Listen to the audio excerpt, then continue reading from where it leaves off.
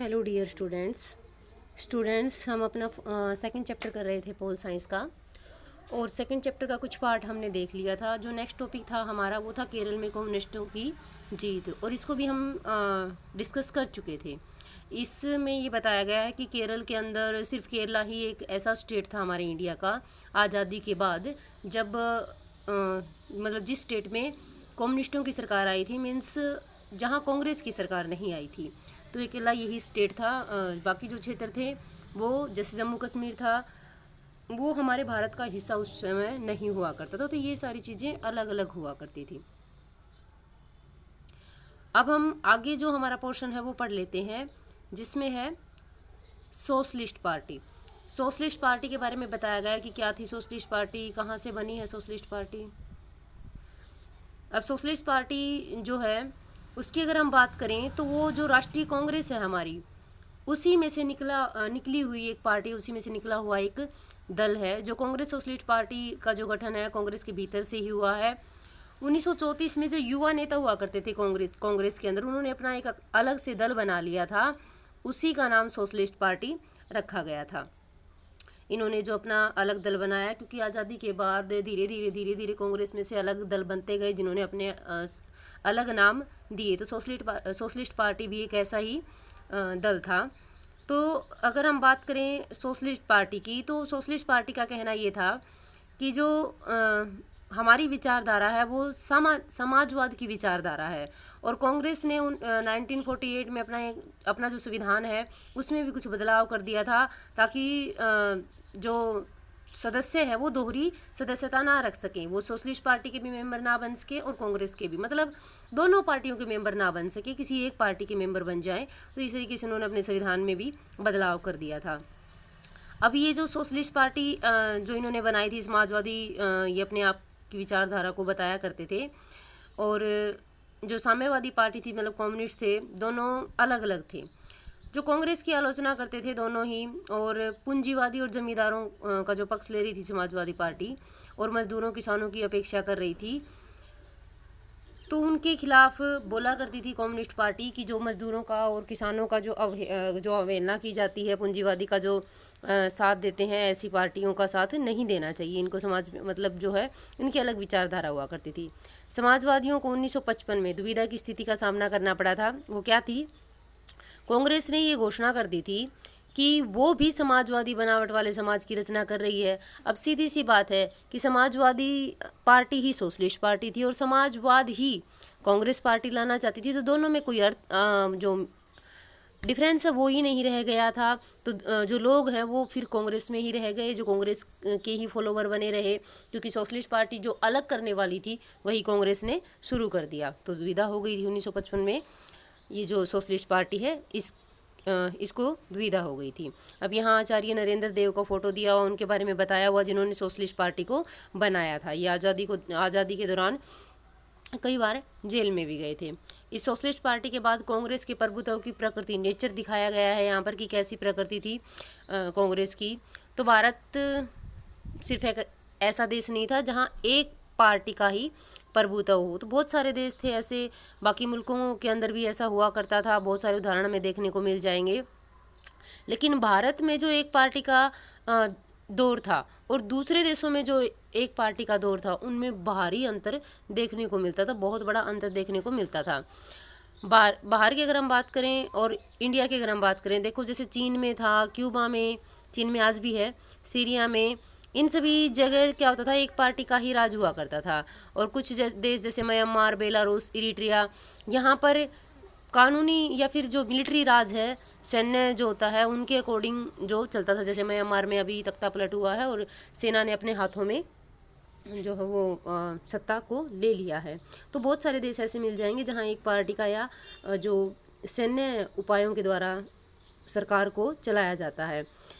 अब से कुछ साल पहले की बात अगर हम करें तो मैक्सिको, दक्षिण कोरिया, ताइवान, ये भी एक पार्टी वाले ही थे, बट बाद में यहाँ भी लोकतंत्र आ गया है। तो अनेक पार्टियों से मुक्त होने के लिए, निष्पक्ष चुनाव के लिए, इन चीज़ों के लिए जो है एक पार्टी के अलावा जो बाई पार्टी है या फिर मल्टी पार्टी है, ये सिस्टम अपनाया जाता है। तो हमारे यहाँ अब मल्टी पार्टी सिस्टम है। उस समय भी मल्टी पार्टी हुआ करती थी, बट कांग्रेस उस समय प्रभुत्व अपना जमाए हुई थी। तो इस तरीके की चीज़ें होने के कारण मतलब कांग्रेस एक बहुत ही आरंभिक दल रहा है और स्वतंत्रता जो संग्राम था उसमें बढ़ चढ़ कर भाग लिया, इसलिए एक अच्छी साख है जो अपनी बनाई हुई थी कांग्रेस, जिसके कारण काफ़ी दिनों तक, काफ़ी सालों तक देश के ऊपर राज किया।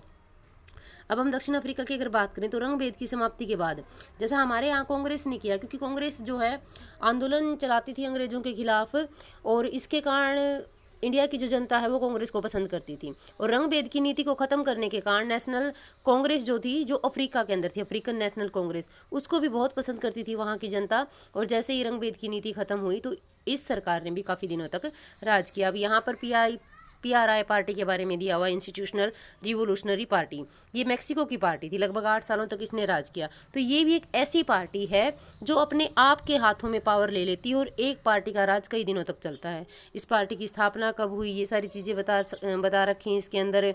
मूल रूप से जो पार्टी है उसके अंदर कौन हुआ करते थे, जैसे सैनिक नेता, मजदूर, किसान संगठन, बहुत सारे मतलब जो संगठन हुआ करते थे, उनका फ़ायदा देखा जाता था। लेकिन धीरे धीरे जब टाइम बीतता गया तो जिसको इस पार्टी ने बनाया था, प्लूटार्को इलियास, इसने इस पार्टी के ऊपर अपनी सत्ता कायम कर ली, मतलब अपने कब्जे में ले लिया और अपना ही राज्य मतलब चलाने लगा। इस तरीके से पूर्ण तानाशाही बन गई ये पार्टी, मतलब अपना खुद का राज चलाने लगी देश के ऊपर।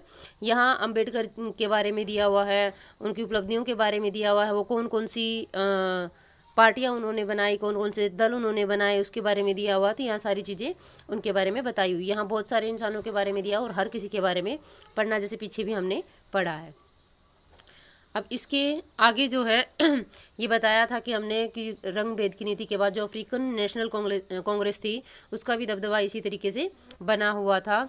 अब कांग्रेस की बात करते हैं। वैसे हम ये बातें कर चुके हैं पहले ही, क्योंकि इसमें ये बता रखा कि कांग्रेस को इतनी सफलता क्यों मिली, क्योंकि उसकी जड़ें जो है स्वाधीनता संग्राम के साथ जुड़ी हुई थी, विरासत थी वो स्वाधीनता संग्राम का एक, क्योंकि आंदोलन में भाग लेती थी, अग्रणी रहती थी। कांग्रेस के उम्मीदवार जो हैं, जो आंदोलन में भाग लिया करते थे, उन्होंने चुनाव लड़े और वो लोगों की पसंद हुआ करते थे। वो नेता जो हैं एक अच्छी जो साख उन्होंने बना रखी थी, तो लोगों ने एक संगठित सुसंगठित पार्टी को वोट देना बेटर समझा और कांग्रेस पार्टी को मतलब जो है वो सत्ता सौंप दी।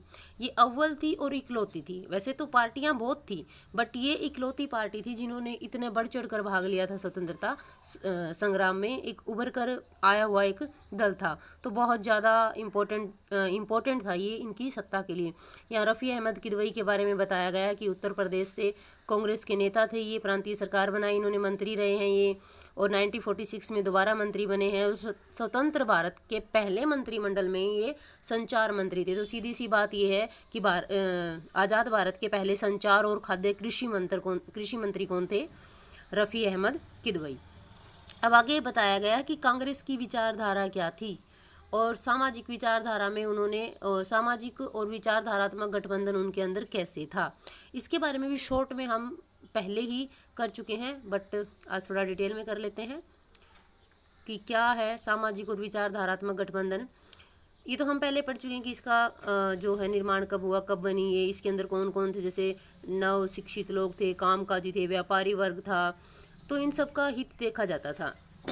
और ये जो पार्टी है धीरे धीरे जन आंदोलन का रूप लेती गई, आंदोलन करती गई, तो धीरे धीरे एक ये राजनीतिक पार्टी भी बन गई। पहले एक संगठन हुआ करता था, बाद में एक राजनीतिक पार्टी भी बन गई और फिर राजनीतिक व्यवस्था पर भी अपना दबदबा इसने कायम कर लिया। शुरू की अगर हम बात करें तो कांग्रेस में अंग्रेजीदा, अगड़ी जाति, उचले मध्यम वर्ग और शहरी अभिजन का ही बोलबाला था। इसमें उस समय गरीब लोग नहीं हुआ करते थे। लेकिन कांग्रेस ने जब सविनय अवज्ञा आंदोलन चलाया, जो नील की खेती के लिए चलाया था बिहार चंपारण में, उस आंदोलन के बाद इसका सामाजिक आधार बढ़ गया। इसमें अलग अलग लोगों को जोड़ा जाने लगा। किसान भी इसके मेंबर बन गए, उद्योगपति भी इसके मेंबर बन गए, शहर के, गांव के लोग, मजदूर, मालिक, हर एक वर्ग के लोग इसके मेंबर बन गए, मतलब हर विचारधारा के लोग इसके अंदर शामिल हो गए। अब ये सामाजिक पार्टी बन चुकी थी और हर तरीके की विचारधारा होने के कारण इस पार्टी के अंदर जो भी कुछ किया जाता था वो मैच्योरिटी से किया जाता था, तो सभी लोग इस चीज़ को पसंद करते थे।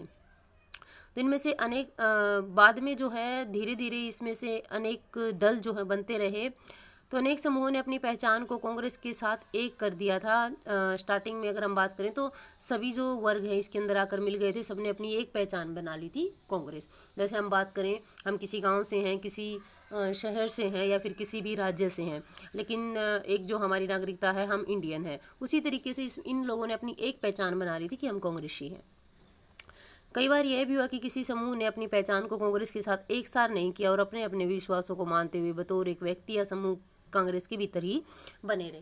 तो ये रियलिटी है कि कई इंसानों की विचारधारा कांग्रेस से नहीं मिलती थी, लेकिन कांग्रेस एक स्वतंत्रता संग्राम की विरासत रही है, तो इस कारण से लोग उसके साथ विचार कई बार नहीं मिलते थे, लेकिन फिर भी कांग्रेस से का ही हिस्सा बने रहे। जैसे अगर हम बात करें, हम अपने परिवार में रहते हैं, हो सकता है हमारे फादर के साथ, अपनी मदर के साथ, ब्रदर सिस्टर, किसी के साथ भी हमारी विचारधारा ना मिले, हमारे विचार ना मिले, लेकिन फिर भी हम खुशी खुशी अपने परिवार में रहते हैं। तो उसी तरीके से कांग्रेस के अंदर भी यही चीज़ें थी, जिन लोगों के विचार नहीं मिलते थे वो भी कांग्रेस के अंदर ही रहते थे। इसी को कहते हैं विचारधारात्मक गठबंधन। कांग्रेस ने अपने अंदर क्रांतिकारी, शांतिवादी, कंजर्वेटिव, रेडिकल, गर्मपंथी, नरमपंथी, दक्षिणपंथी, वामपंथी, हर तरीके के इंसानों को भर रखा था। जैसे गरम दल नरम दल दोनों में ही अंतर इतना था कि जो गरम दल है वो अहिंसावादी था और नरम दल है वो अहिंसावादी नरम दल था और हिंसावादी गरम दल था। तो अलग अलग विचारधारा के लोग इसके अंदर शामिल थे। अब जो अनेक संगठन थे उसको भी कांग्रेस ने इजाज़त दे रखी थी कि शामिल रहे इसमें। जैसे कम्युनिस्ट पार्टी की बात करें तो स्टार्टिंग में कांग्रेस के अंदर ही शामिल थी कम्युनिस्ट पार्टी। तो कम्युनिस्ट पार्टी के बारे में यहाँ बता रखा है कि कब बनी थी। ये लगभग 1920 के दशक के शुरुआती सालों में बनी थी। 1925 के अराउंड बनी थी। ये 10th क्लास में इसकी डिटेल दी हुई है। इसमें ये बताया गया है कि ये साम्यवादी समूह था। साम्यवादी समूह के अंदर मजदूरों, किसानों के हित के बारे में बातें की जाती हैं। और ये जो पार्टी है कांग्रेस पार्टी का ही हिस्सा हुआ करती थी। इसके दायरे में रहकर इसने स्टार्टिंग में 1935 से काम किया है। कांग्रेस से साम्यवादी 1941 के दिसंबर में अलग हो गए थे। ठीक है, कांग्रेस पार्टी से अलग हो गए थे। साम्यवादी जो हैं, जो कम्युनिस्ट पार्टी के लोग हैं, विचारधारा वाले लोग हैं, अलग हो गए थे। ये उस समय किसका विरोध कर रहे थे? जो नाजी जर्मनी था, मतलब हिटलर के खिलाफ जो लड़ाई लड़ी जा रही थी ब्रिटेन के द्वारा, तो ब्रिटेन का समर्थन कर रहे थे और हिटलर का ये विरोध कर रहे थे। तो इसमें यही चीज़ें बताई गई हैं। और इन पार्टी के लोगों का मानना था, इस विचारधारा के लोगों के मानना था कि भारत जो आज़ाद हुआ, क्या सच में आज़ाद हो गया है? क्या यही आज़ादी है? क्या यह झूठी आज़ादी नहीं है? तो इस तरीके के क्वेश्चन इस पार्टी ने उठाए थे। आज़ादी के तुरंत बाद जो भारतीय कम्युनिस्ट पार्टी का विचार था, 1947 में सत्ता का जो हस्तांतरण हुआ, वह सच्ची आज़ादी नहीं है, इनका यही मानना था। और ये हिंसक विद्रोह को बढ़ावा देती थी ये पार्टी। स्टार्टिंग की बात करें अगर हम, तो आंदोलन करके, जैसे कि हमने रूस की क्रांति पढ़ी है 9th क्लास में, फ्रांस की क्रांति पढ़ी है, तो हमने ये सारी चीज़ें पढ़ी हैं। और रूस की क्रांति अगर हम बात करें तो रूस की क्रांति में भी किले को तोड़ना या फिर बाकी जो चीज़ें हैं, दीवारों को तोड़ना और फैक्ट्रियों के मालिकों की फैक्ट्रियों पर कब्जा करना, या 100 तरीके की बातें, तो हिंसक विद्रोह ये किया करते थे। बट धीरे धीरे इन्होंने हिंसक विद्रोह करने का फैसला जो है वो छोड़ दिया 1951 में। ठीक है, और बाद में ये चुनाव लड़ने लगे। और चुनाव लड़ने लगे तो स्टार्टिंग में ही पहली बार कांग्रेस की विरोधी पार्टी बनकर यही उभरी थी, जो 16 सीटें लेकर आई थी। अलग अलग राज्यों में इसका जो है अच्छा दबदबा रहा है, और आज भी काफ़ी राज्यों में पार्टी का दबदबा देखने को मिल जाता है, लेकिन बहुत कम।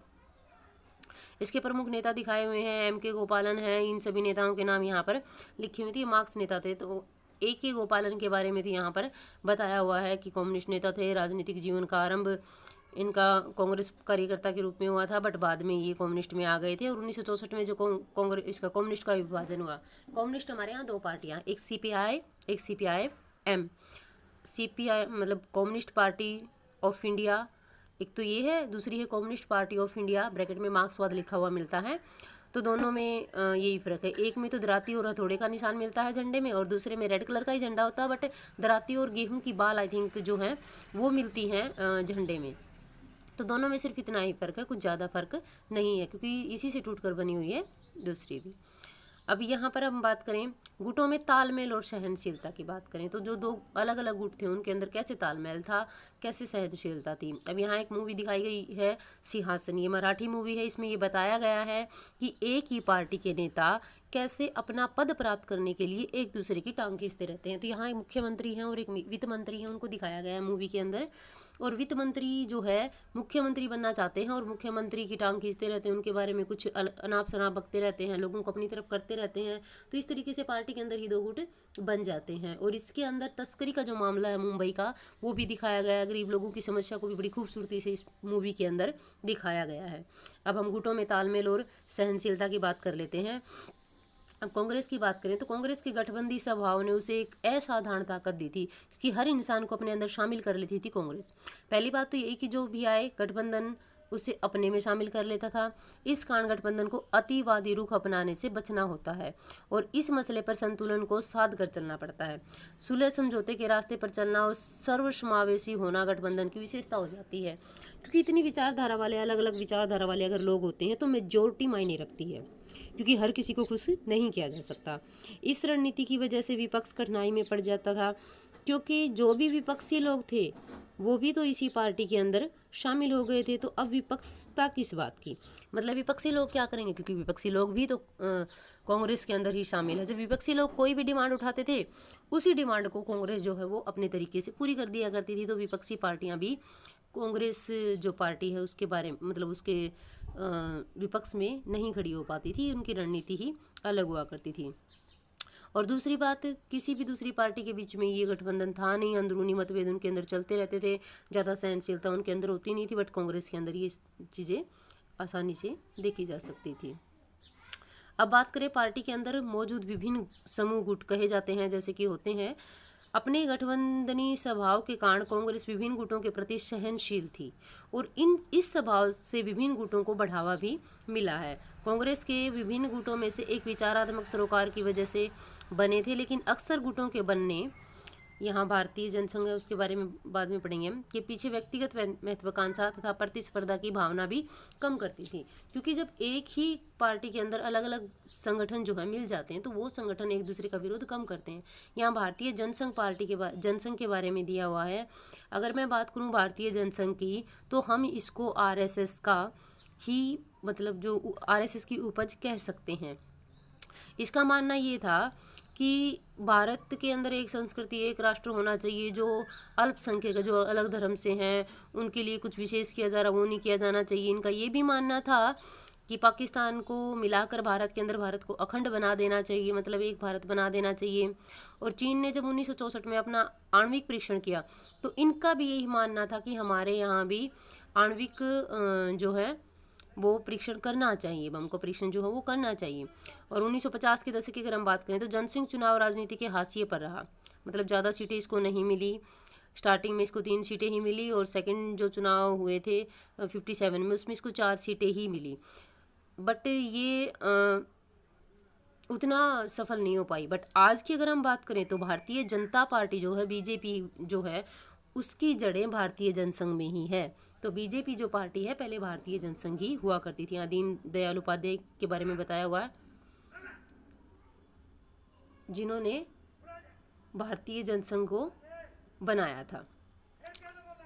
अब हम आगे देखें, कुछ पार्टियों के बारे में और भी बताया गया हमें। अभी इसमें जो है विपक्षी पार्टियों के उद्भव के बारे में हम देख लेते हैं कि विपक्षी पार्टियां कैसे उभरी। सीधी सी बात तो यही है कि विपक्षी पार्टियां कहीं और से नहीं आई, विपक्षी पार्टियां पहले भी थी, बट वो कांग्रेस के अंदर शामिल थी। धीरे धीरे क्या हुआ, कांग्रेस से गुट जो है वो अलग होते गए। यहाँ कार्टून में ये दिखाया हुआ है कि किस तरीके से विपक्षी पार्टियों ने पूरा जोर लगा रखा कि कांग्रेस को गिराया जाए। तो यहाँ उद्भव देख लेते हैं हम कांग्रेस पार्टी का, सॉरी विपक्षी पार्टियों का। कांग्रेस के अलावा अन्य पार्टियों के नाम भी हम सब ने पढ़े हैं। और 1952 के आम चुनाव की बात करें तो स्टार्टिंग में तो बिल्कुल ऐसा था ही नहीं। इनमें से कुछ ने 60 और 70 के दशक में राजनीति में महत्वपूर्ण भूमिका निभाई है। स्टार्टिंग में ये पार्टियां नहीं हुआ करती थी। गैर कांग्रेसी पार्टियों की जड़ें 1950 के दशक की किसी पार्टी में खोजी जा सकती हैं। आज जितनी भी पार्टी जो हमें देखने को मिलती हैं वो कभी ना कभी कांग्रेस का पार्ट रही हैं। तो इस तरीके से हम बोल सकते हैं कि विपक्षी पार्टियां जो हैं वो कांग्रेस से ही निकल कर आई हैं। 1950 के दशक में इन सभी विपक्षी दलों को लोकसभा अथवा विधानसभा में कहने भर को प्रतिनिधि मिला, फिर भी इन दलों की मौजूदगी ने हमारी शासन व्यवस्था के लोकतांत्रिक चरित्र को बनाए रखने में निर्णायक भूमिका निभाई।